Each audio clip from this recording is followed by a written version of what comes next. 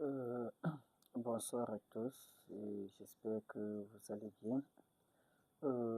Aujourd'hui, nous allons voir un cours de philosophie et c'est sur la méthodologie et nous vous rappelons que ce cours vous est donné par le parti politique camerounais, la Ligue associative africaine et l'organisation panafricaine, la Ligue associative africaine. Donc vous pouvez aller dans leur site web, le site web de la Ligue associative africaine, LIGEA, pour voir plus de cours.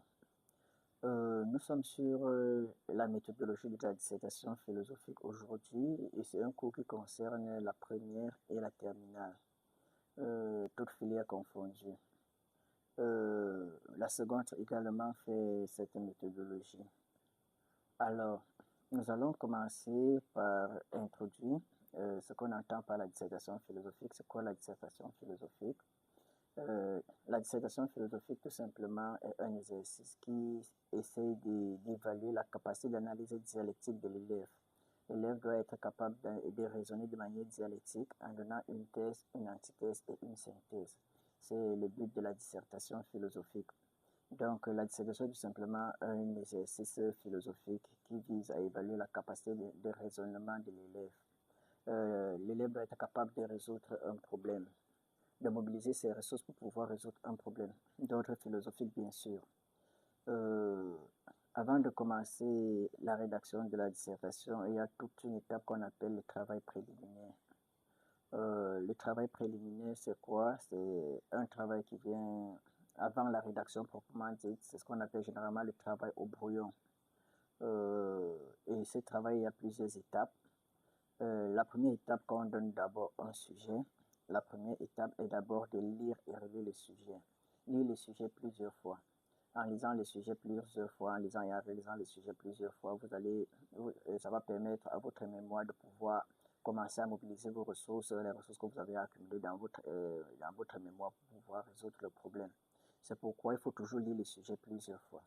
Et quand vous avez fini de lire le sujet plusieurs fois, il va vous falloir, en deuxième partie, détecter les mots-clés du sujet.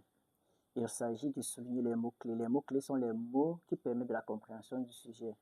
Les mots sans lesquels le sujet ne sera pas très bien compris. Donc, il faut trouver ces mots. On les appelle les mots-clés. Et la troisième étape, bien sûr, c'est de définir ces mots. Définir les mots-clés.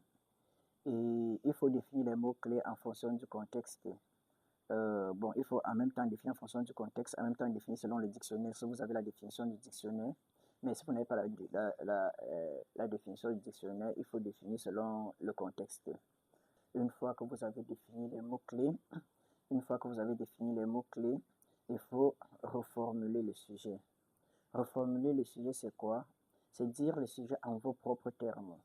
Autrement dit, si votre petit frère vous réveille peut-être à 5 heures, il vous dit le sujet veut dire quoi? Vous allez lui dire quoi?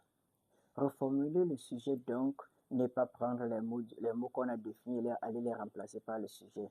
Ce n'est pas ça, reformuler le sujet.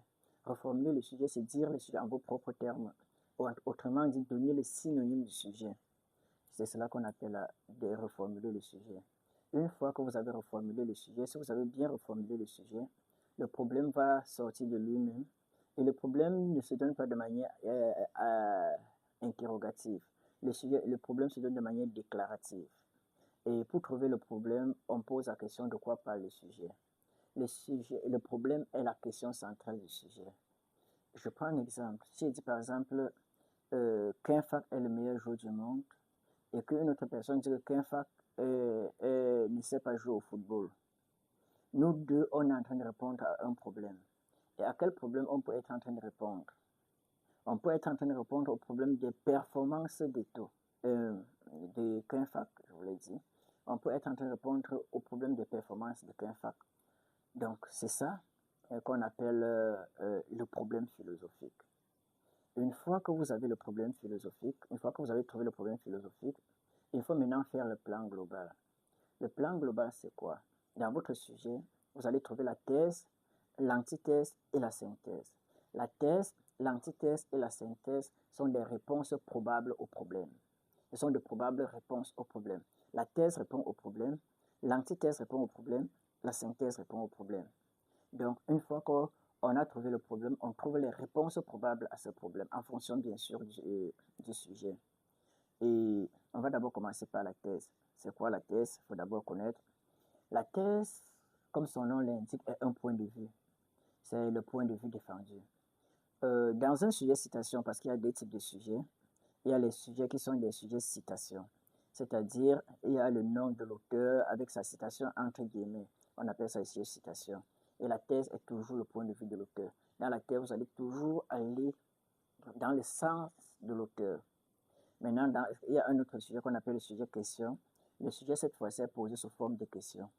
Et pour trouver sa thèse, cette fois-ci, on vous dit d'utiliser les négatifs. Je prends les négatifs. La position la moins défendable philosophiquement. On va, pour pouvoir mieux comprendre ce sujet, on va choisir un sujet, on va dire un sujet de première à 4 pour faciliter la compréhension, pour que les élèves de terminale puissent facilement comprendre, la terminale CD puisse comprendre, la terminale A4 puisse comprendre et la première A4 aussi puisse comprendre. On va dire, peut-on parler d'une philosophie africaine? Voilà le sujet qu'on va traiter tout au long de ce cours de méthodologie. Peut-on parler d'une philosophie africaine? Voilà notre sujet. Bien évidemment, c'est un sujet question. Alors, il faut commencer par lire et relire le sujet. Une fois qu'on a lu le sujet, on doit trouver les mots-clés du sujet à la philosophie africaine. Alors, il faut définir les mots-clés.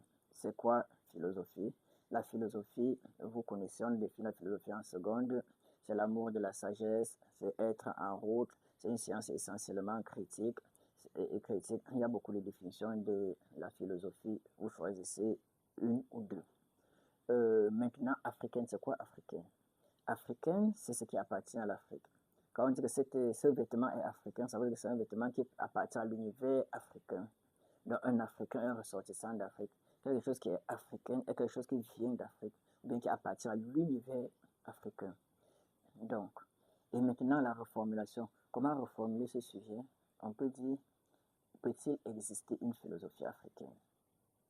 Bien évidemment, le problème ressort de lui-même. Le problème, c'est l'existence d'une philosophie africaine. Alors, qu'est-ce qu'on va défendre à la thèse? On revient maintenant où on était avec le cours. Le plan global. Qu'est-ce qu'on va défendre à la thèse? On va dire à la thèse, il existe une philosophie africaine. Voilà. Et je sais que, comme vous écoutez, ça va un peu vous déranger parce que vous aurez souhaité qu'on dise plutôt qu'il n'existe pas une philosophie africaine, puisque j'ai parlé du négatif. Mais dans le cadre ici, en termes de hiérarchie, en termes de l'histoire, la tendance ethno-philosophique revient avant la tendance critique. Et aussi, entre les deux, la position la moins défendable philosophiquement, c'est celle qui affirme l'existence d'une philosophie africaine. Alors, donc voilà la thèse, il existe une philosophie africaine. Antithèse, maintenant l'antithèse c'est quoi? L'antithèse n'est pas le contraire radical de la thèse. Ce n'est pas dire il existe une philosophie africaine, aller à l'antithèse dire qu'il n'existe pas une philosophie africaine, c'est pas ça la dissertation. L'antithèse, en fait, ce sont les limites de la thèse. Montrer que au-delà de la manière de penser de l'auteur, il y a d'autres manières également de penser. C'est ça qu'on appelle l'antithèse. Alors, l'antithèse de notre sujet. Quelle est l'antithèse de notre sujet? On va dire il faut éviter les et ne pas. Il faut trouver un moyen de dire qu'il n'existe pas une philosophie africaine sans utiliser ne pas. On va dire que la philosophie africaine est une illusion. Quelque chose qu'on croit exister alors que ça n'existe pas, on dit que c'est une illusion. On va dire que la philosophie, une manière de dire que la philosophie africaine ne peut pas exister. Et maintenant, ça c'est l'antithèse. Maintenant la synthèse. La synthèse c'est quoi? La synthèse généralement on dit que c'est la position de l'élève, c'est le point de vue de l'élève. C'est une autre manière de voir à part la thèse et l'antithèse. L'élève ici va faire quoi? L'élève tente de concilier la thèse et l'antithèse, montrer que la thèse et l'antithèse ne se posent pas aussi radicalement. Je prends un exemple. À la rentrée, papa a dit, c'est la rentrée, on n'allume plus la télévision dans cette maison. Et maman a plutôt dit, non, c'est plutôt le moment d'allumer la télévision pour que les enfants puissent se cultiver. Les deux positions sont antithétiques, les deux positions s'opposent. Maintenant, qu'est-ce qu'on peut dire à la synthèse? On peut dire que il faut allumer la télévision, mais réduire les heures de visionnage. Parce qu'à la synthèse, il faut d'abord valider la thèse et l'antithèse. Donc ici, les uns disent qu'il existe une philosophie africaine, les autres disent que la philosophie africaine n'existe pas, donc elle est une illusion. Maintenant, qu'est-ce qu'on peut dire, nous, à la synthèse? On va plutôt dire, il faut plutôt chercher à définir la philosophie africaine, ce que les auteurs ont appelé la réorientation du débat sur la philosophie africaine. Il faut orienter le débat, parce que les débats sur existence ou non-existence, finalement, fatiguent tout le monde et ça ne nous avantage pas. Donc, il faut plutôt chercher à orienter le débat sur la philosophie africaine. Et vers où on doit orienter, on va voir quand on sera en train de rédiger. Donc, la synthèse sera la réorientation du débat sur la philosophie africaine. Donc, voilà notre plan global. On a déjà notre thèse, on a notre antithèse, on a notre synthèse. Une fois qu'on a les trois éléments, maintenant, on va faire une autre partie qu'on appelle la problématique. Terme nouveau sûrement. Et c'est quoi la problématique? La problématique, c'est un ensemble de questions qui tournent autour du problème pour mieux l'éclairer. C'est cela qu'on appelle la problématique. Donc, en dissertation philosophique, il n'y a pas de plan. Il n'y a pas l'annonce du plan. La problématique est donc le plan. C'est pour ça que certains enseignants vont demander aux élèves de faire une problématique sous forme de 3 questions. La thèse ayant sa question, la thèse ayant sa question, l'antithèse ayant sa question et la synthèse ayant sa question.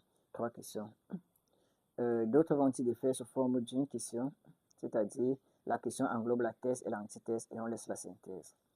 Et la méthode la plus adaptée, qui est presque acceptée par tous les enseignants, c'est une problématique sous forme de 2 questions. La première question englobant la thèse et l'antithèse et la deuxième question englobant la synthèse. Revenons à notre sujet. On a dit à la thèse qu'il existe une philosophie africaine. On a dit à l'antithèse que la philosophie africaine est une illusion. Qu'est-ce qu'on va dire à la synthèse? À la synthèse, on a dit qu'il faut réorienter le débat sur la philosophie africaine. Maintenant, comment est-ce qu'on va faire la problématique? La première question doit englober la thèse et l'antithèse. On va dire, si nous acceptons qu'il existe une philosophie africaine, que dire de ceux qui pensent que cette philosophie est une illusion? Vous voyez, la première question, on a englobé la thèse. Si nous acceptons qu'il existe une philosophie africaine, et on a englobé l'antithèse. Que dire de ceux qui pensent que cette philosophie est une illusion? Et maintenant, à la synthèse, au final, ne faudrait-il pas réorienter le débat sur la philosophie africaine? Quand vous posez comme ça, le correcteur sait pertinemment ce que vous allez faire à la thèse, ce que vous allez faire à l'antithèse et ce que vous allez faire à la synthèse. Alors, une fois que vous avez posé la problématique, il faut faire le plan détaillé. On est toujours au brouillon, je rappelle. On n'a pas commencé à rédiger, on est toujours au brouillon. Cette étape, beaucoup d'élèves contournent, cette étape est très importante. Quand vous faites cette étape au brouillon, le devoir devient très facile et vous pouvez facilement réussir. Alors, on est au plan détaillé. Le plan détaillé, cette fois-ci, on doit donner chaque idée, chaque partie avec ses arguments et ses citations. Cette fois-ci, il faut argumenter parce que le devoir de dissertation, c'est un devoir d'argumentation. On doit défendre un point de vue, on doit infirmer un point de vue, on doit valider un point de vue et on doit invalider un point de vue. Alors, à la thèse, nous avons dit qu'il existe une philosophie africaine. Sur quoi est-ce qu'on peut se baser pour affirmer qu'il existe une philosophie africaine? C'est ce qu'on appelle les arguments. L'argument, c'est quoi? Les éléments sur lesquels on s'appuie pour défendre une idée, pour défendre une thèse. Si je dis par exemple que la salle de classe n'est pas propre, je dois m'appuyer sur quelque chose. Je ne le dis pas seulement comme ça. Je peux dire la salle de classe n'est pas propre, les bancs sont mal classés, mal rangés. Voilà un argument. Il y a des ordures partout, 2 arguments. Il y a la poussière sur les bancs, 3 arguments. Donc, les arguments, ce sont les éléments sur lesquels on s'appuie pour défendre une thèse ou infirmer une thèse. Revenons maintenant à notre sujet. Et la citation va venir maintenant soutenir l'argument. Citation ou exemple. Les citations ou les exemples vont se venir cette fois-ci. Pas pour soutenir l'idée, mais pour soutenir l'argument. Revenons donc au sujet, à notre sujet. À la thèse, on a dit qu'il existe une philosophie africaine. Sur quoi est-ce qu'on peut se baser pour dire qu'il existe une philosophie africaine? Argument 1. Les Africains ont leur propre manière de philosopher. Voilà le premier argument. Et cette manière, on le sait déjà à travers les mythes, les contes, les légendes et les proverbes, à travers les éléments de la culture. On va prendre ici, une fois voici l'argument 1, on va maintenant prendre la citation 1 pour soutenir cet argument. On va prendre Basile Julia Fouda. Que dit Basile Julia Fouda? La philosophie nègre doit se transmettre à travers les âges, comme un héritage à recevoir, à défendre et à incarner pour atteindre l'existence authentique. Voilà l'argument 1 et sa citation. On prend cette fois-ci l'argument 2. L'argument 2, c'est quoi? Sur quoi est-ce qu'on va se baser pour dire qu'il existe une philosophie africaine dans la mesure où elle est une marque de souveraineté. Ici, on va montrer que la philosophie africaine est une marque de souveraineté parce que quand les Africains philosophent, c'est une manière de rompre avec la pensée occidentale, avec l'impérialisme intellectuel de l'Occident. On va prendre ici la citation de Alassane Dao. Alassane Dao qui dit quoi? Alassane Dao qui dit « Une première déclaration d'indépendance se fait jour par la volonté de fonder une philosophie de l'homme africain. Donc, pour être indépendant, on doit fonder notre propre philosophie, on doit rompre avec la philosophie occidentale, on doit rompre avec la manière de penser occidentale. » Donc, voilà, voilà la thèse. On va maintenant prendre l'antithèse. L'antithèse, on a dit la philosophie africaine est une illusion.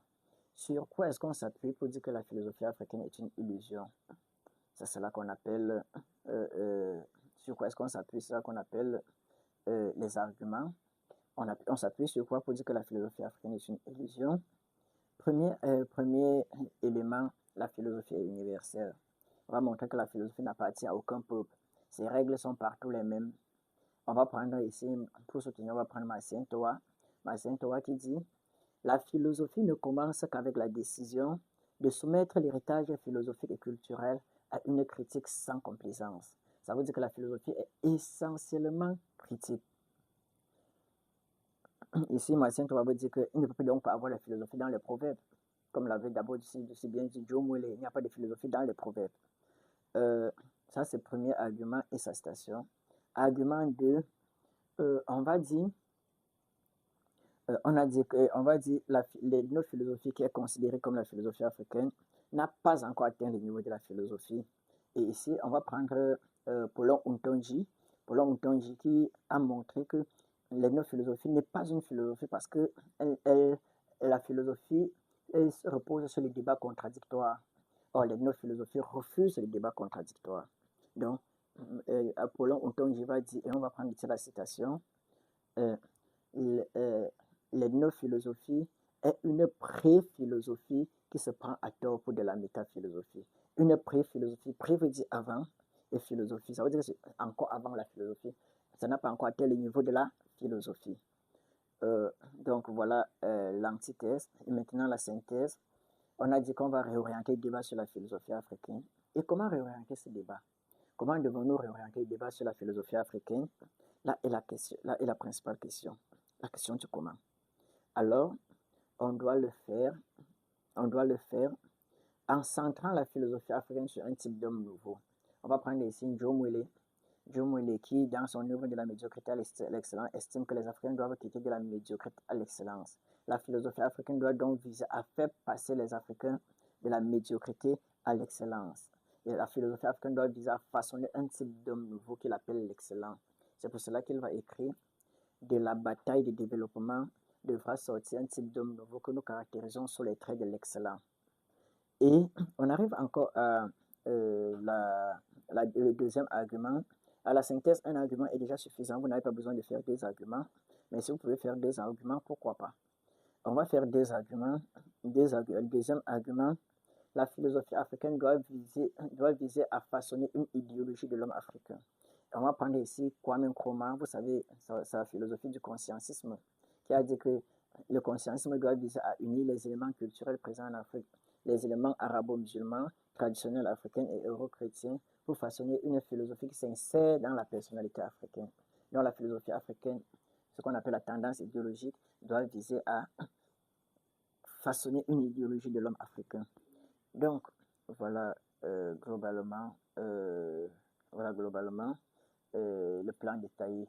Maintenant, et quand on finit de faire le plan détaillé, on finit avec le brouillon, on commence à rédiger. On arrive donc à la rédaction du devoir proprement dit, et on va commencer par la rédaction de l'introduction. Avant de commencer à rédiger l'introduction, il faut d'abord connaître les parties de l'introduction et ce qu'on attend de vous sur chaque partie. L'introduction a 3 parties. La première partie, c'est amener le sujet. La deuxième partie, poser le problème. La troisième partie, poser la problématique. On commence par amener le sujet. C'est quoi amener le sujet? Amener le sujet, c'est arriver au problème parce qu'on ne peut pas se lever, arriver là et poser directement le problème. Il faut trouver des moyens d'arriver à ce problème. Il y a plusieurs manières. On peut amener par définition, on peut amener par généralité, on peut amener par... Il y a plusieurs manières. Mais la manière la plus recommandée en philosophie, c'est amener le sujet par contradiction. Parce qu'un problème naît de la contradiction. C'est pour cela que certains enseignants ne vont pas accepter que vous ameniez le sujet par similitude parce qu'ils vont dire, si je dis que on montre et tu me dis qu'on montre, ça ne pose pas problème. Ça pose problème quand je te dis on monte et tu me dis on descend, c'est où ça pose problème. C'est pourquoi beaucoup d'enseignants préfèrent que vous ameniez votre sujet par opposition. Et il y a encore deux types d'opposition. Il y a opposition d'idées, il y a opposition de citation. On commence par opposition d'idées. C'est quoi amener le sujet par opposition d'idées? L'opposition d'idées, c'est juste quoi? Prendre les idées qui s'opposent sur un thème. Et là, vous allez trouver le thème de votre sujet. Maintenant, prenons un exemple. On va prendre l'exemple de notre sujet. On va prendre deux idées qui s'opposent sur le sujet. Voici comment on peut reformuler. Les penseurs ne sont pas unanimes lorsqu'ils débattent sur la philosophie africaine. Pour les uns, il existe une philosophie africaine, alors que pour les autres, cette philosophie ne peut pas exister. Vous voyez comment j'ai fait au début. J'ai d'abord montré qu'il y a contradiction. De point de vue sur un thème. J'ai donné le thème. Les penseurs ne sont pas unanimes lorsqu'ils débattent sur. J'ai montré qu'il y a une divergence de point de vue sur un thème. Et ensuite, qu'est-ce que j'ai fait? J'ai présenté les deux idées qui s'opposent. Les uns qui pensent qu'il existe une philosophie africaine, les autres qui pensent que cette philosophie ne peut pas exister. C'est ça qu'on appelle amener le sujet par opposition d'idées. On va tout simplement dire, cette contradiction d'idées, cette confrontation d'idées, cette opposition d'idées pose le problème 2, soulève le problème 2. De cette contradiction d'idées naît le problème 2. Ça dépend de chacun. Il y a plusieurs tournures que vous pouvez utiliser pour pouvoir poser votre problème. Maintenant, une fois que vous avez amené le sujet, il faut poser le problème. Et poser le problème est simple. Vous n'allez pas passer par 4 chemins. De cette contradiction d'idées naît le problème 2. Une fois que vous avez posé votre problème, vous posez la problématique. C'est souvent mieux de poser directement la problématique que de ne chercher pas trop à mettre les connecteurs logiques. Parfois, en voulant mettre un connecteur logique pour les relier la problématique au problème, vous gâtez tout. Parfois, vous mettez toutefois un connecteur d'opposition. Est-ce que la problématique s'oppose au problème? Là est le problème. La réponse est non. Donc, je vous conseille, et ça dépend de vous, et vos enseignants, vous allez également écouter vos enseignants, parce que c'est surtout vos enseignants. Je vous dis toujours, si mes enseignements que je vous donne s'opposent aux enseignements de l'enseignant, et votre enseignant a la priorité. Donc, je n'ai pas la priorité sur votre enseignant. Si je dis une chose, votre enseignant dit son contraire, donc votre enseignant a la priorité. On continue. J'étais en train de dire ici, on pose directement le problème et on pose directement la problématique. Donc la troisième partie de l'introduction, c'est la problématique. On pose directement la problématique. S'il faut résumer maintenant, faire une introduction en amenant le sujet par opposition d'idées, voici ce qu'on pourra donner. Les penseurs ne sont pas unanimes lorsqu'ils épiloguent sur la philosophie africaine. Pour les uns, il existe une philosophie africaine, alors que pour les autres, cette philosophie est une illusion et elle n'existe pas. De cette contradiction d'idées naît le problème de l'existence d'une philosophie africaine. Si nous acceptons qu'il existe une philosophie africaine, que dire de ceux qui pensent que cette philosophie est une illusion? Au final, ne faudrait-il pas réorienter le débat sur la philosophie africaine? Donc voilà une introduction. Bien évidemment, on a fait en amenant le sujet par opposition d'idées. On va donc amener encore le sujet par opposition de citation. Pour amener le sujet par opposition de citation, qu'est-ce qu'on fait? on prend deux citations qui s'opposent sur le sujet. Deux citations qui s'opposent sur le sujet. Et après chaque citation, on doit expliquer la citation en une phrase. Donc, il ne s'agit pas de prendre deux citations, les agencer et dire que ça pose un problème. Non. Il faut chercher à expliquer chaque citation. Quand on a une citation, on l'explique en une phrase et l'explication doit aller dans le sens de notre sujet. Je prends un exemple. Voici un exemple d'amener le sujet par opposition de citation. Basile Julia Fouda affirmait: la philosophie nègre doit se transmettre à travers les âges comme un héritage à recevoir, à défendre et à incarner pour atteindre l'existence authentique. Pour lui, il existe une philosophie africaine qui doit se transmettre de génération en génération. Massien Towa n'est pas d'accord avec cette manière de penser et déclare: l'ethnophilosophie trahit à la fois l'ethnologie et la philosophie. Pour lui, il ne peut pas exister une philosophie africaine parce que ce qu'on appelle une philosophie africaine trahit les bases de la philosophie. De cette opposition de point de vue naît le problème de l'existence d'une philosophie africaine. Si nous acceptons qu'il existe une philosophie africaine, que dire de ceux qui pensent que cette philosophie est une illusion? Au final, ne faudrait-il pas réorienter le débat sur la philosophie africaine? Donc voilà un peu l'introduction par opposition d'idées. Une fois donc qu'on a rédigé l'introduction, il faut maintenant aller au développement. Le développement est la partie la plus longue du devoir. Et bien sûr, il n'y a pas beaucoup de points là-bas. C'est pas parce qu'il n'y a pas beaucoup de points là-bas que vous l'avez mal rédigé, parce que le développement seul, c'est sur 3 points. L'introduction, c'est sur 3 points. La conclusion, c'est sur 3 points. Donc, vous ne devez pas jouer à l'introduction et à la conclusion. Allons au développement. Le développement a 3 parties. Il y a la thèse, il y a l'antithèse et il y a la synthèse. Allons sur la rédaction de la thèse. Comment est-ce qu'on rédige la thèse? Ici, il faut d'abord préciser clairement l'idée qu'on veut défendre. Vous allez faire une introduction partielle. Il y a plusieurs manières d'aborder le sujet. Beaucoup d'enseignants vous diront diverses manières, mais je vais vous donner une manière. Vous pouvez la prendre ou vous pouvez plutôt prendre une autre manière. Tout dépend de vous. Ce sont vos choix. À l'introduction, il y a ce qu'on appelle l'introduction partielle. À l'introduction partielle, vous devez préciser l'idée que vous allez défendre et les arguments que vous allez utiliser pour défendre cette idée. Et vous allez aller à la ligne maintenant, vous allez développer les arguments, vous allez rappeler chaque argument et expliquer. Après avoir expliqué l'argument, vous soutenez par la citation et vous rappelez encore le deuxième argument. Après avoir rappelé, vous expliquez également et vous soutenez par une citation. Voici donc globalement ce que ça peut donner. Revenons encore sur notre sujet qui a pour problème l'existence d'une philosophie africaine. On va dire, dans la thèse, on a dit qu'il existe une philosophie africaine. Et on a donné argument 1, on a donné premier argument, les Africains ont leur propre manière de philosopher. Argument 2, elle est une marque de souveraineté. On va donc dire à l'introduction partielle. Et bon, certains vont dire commencer par d'emblée et autres. Vous pouvez aller directement, on n'a pas besoin de contourner.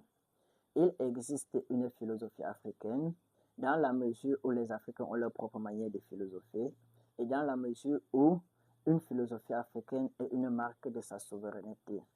Vous allez à la ligne.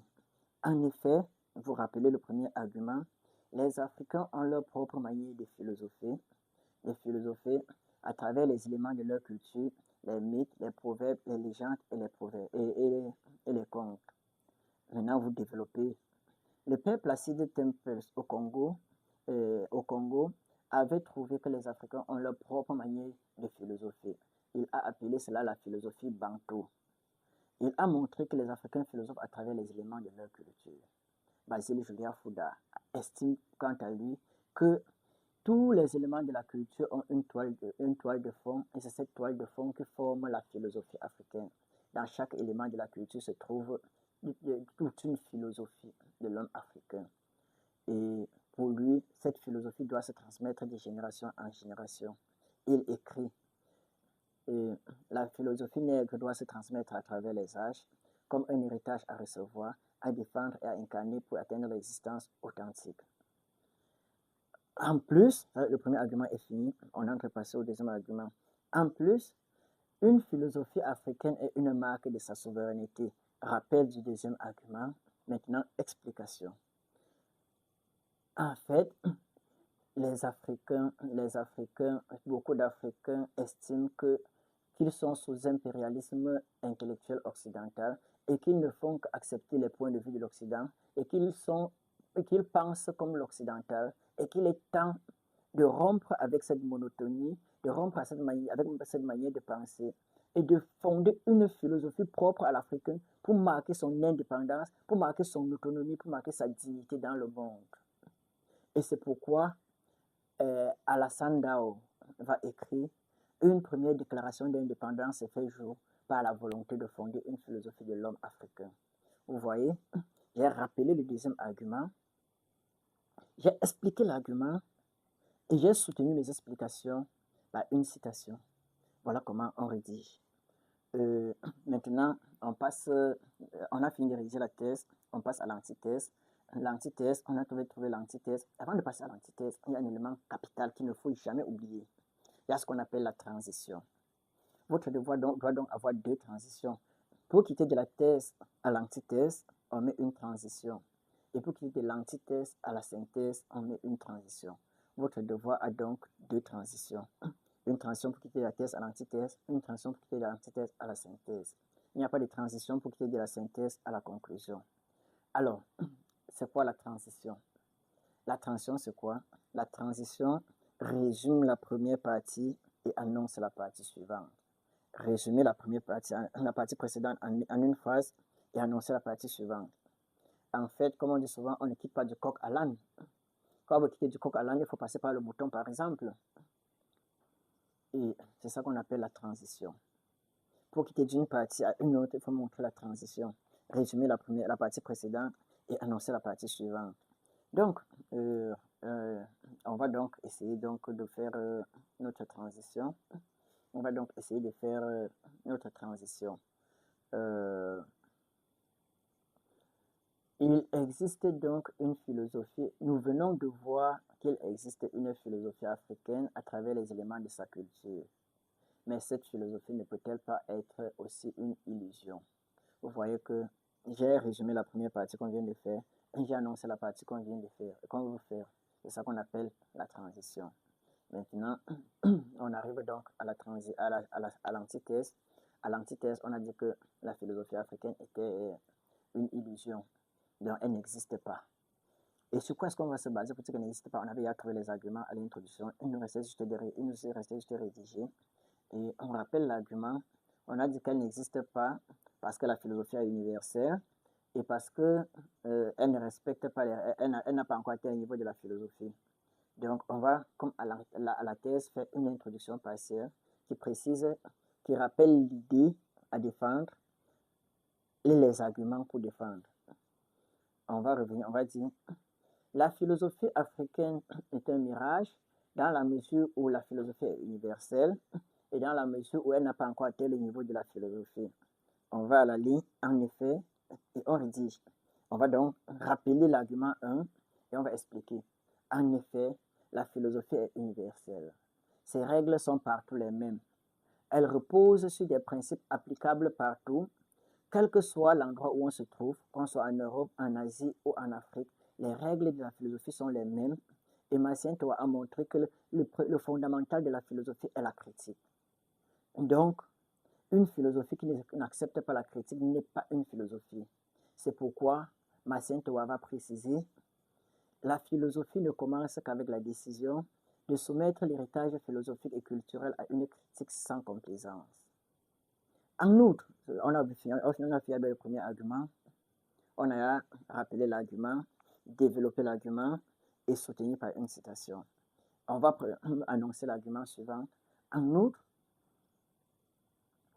la philosophie africaine n'a pas encore, l'ethnophilosophie qui est considérée comme la philosophie africaine n'a pas encore atteint le niveau de la philosophie.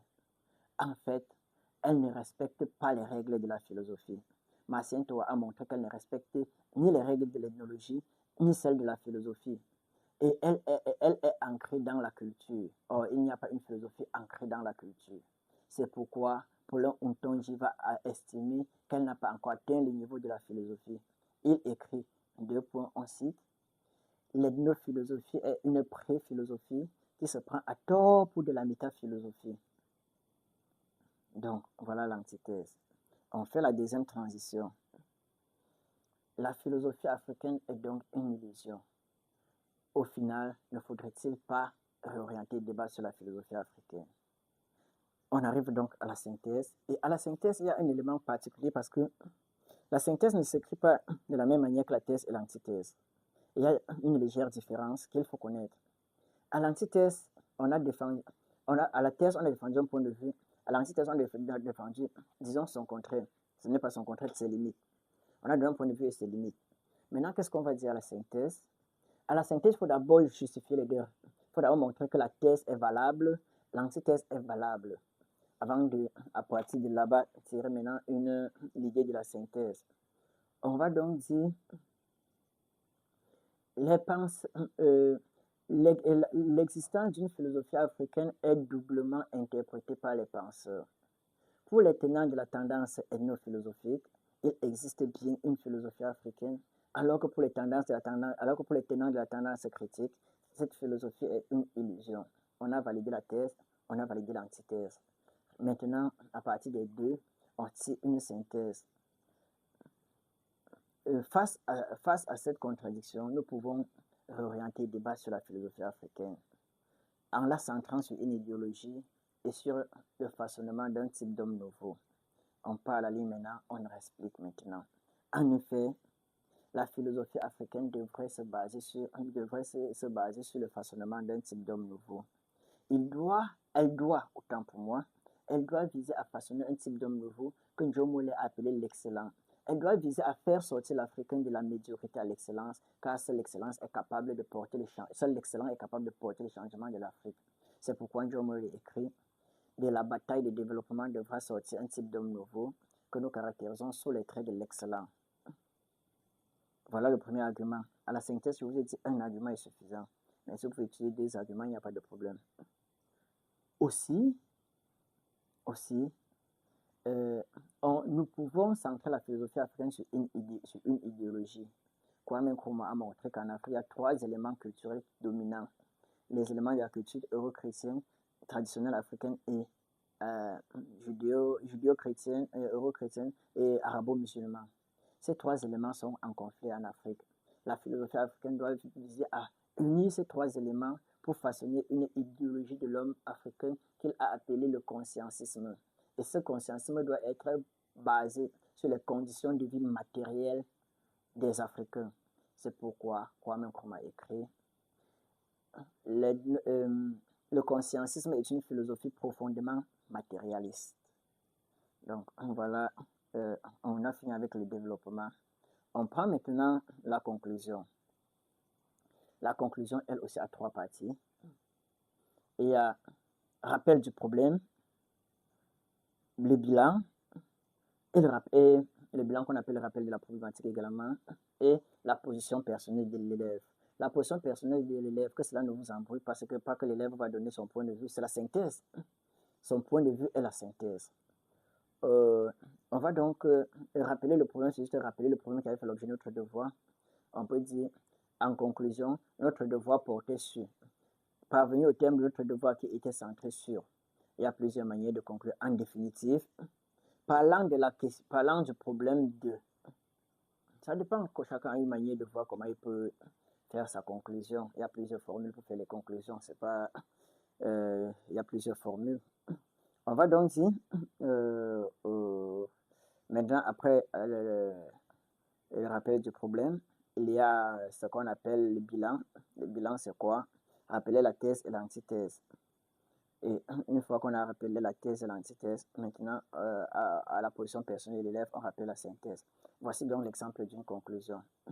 En conclusion, notre devoir était centré sur l'existence d'une philosophie africaine. Pour mieux le circonscrire, nous avons montré en première partie qu'il existe une philosophie africaine dans la mesure où les Africains ont leur propre manière de philosopher et dans la mesure où une philosophie africaine a une marque de souveraineté. Mais nous avons également vu dans une seconde partie que une philosophie africaine est une illusion car la philosophie est universelle et l'ethnophilosophie considérée comme philosophie africaine n'a pas encore atteint le niveau de la philosophie. Maintenant, on passe à la dernière question, la position de l'élève. La contradiction entre ces deux points de vue nous a amené à envisager en troisième partie de réorienter le débat sur la philosophie africaine en centrant la philosophie africaine sur le façonnement d'un type d'homme nouveau et sur une idéologie que Kwame Nkrumah a appelée le conscientisme. Donc, chers apprenants, voici globalement ce que j'ai prévu pour vous ce soir sur la dissertation philosophique. Et je vous rappelle que ce cours vous est donné par le parti politique camerounais, la LIMARA, la Ligue des masses pour la Renaissance africaine, et par l'organisation panafricaine, la Ligue associative africaine. Donc, allez dans les sites de la Ligue associative africaine, il y a vos cours, il y a les travaux dirigés, il y a les épreuves, il y a les exercices, il y a presque tout. Allez dans les sites pour trouver tous les éléments dont vous avez besoin pour réussir. Et restez sur cette chaîne pour pouvoir avoir d'autres contenus, les corrections et autres. Restez scotchés. Au revoir et à la prochaine.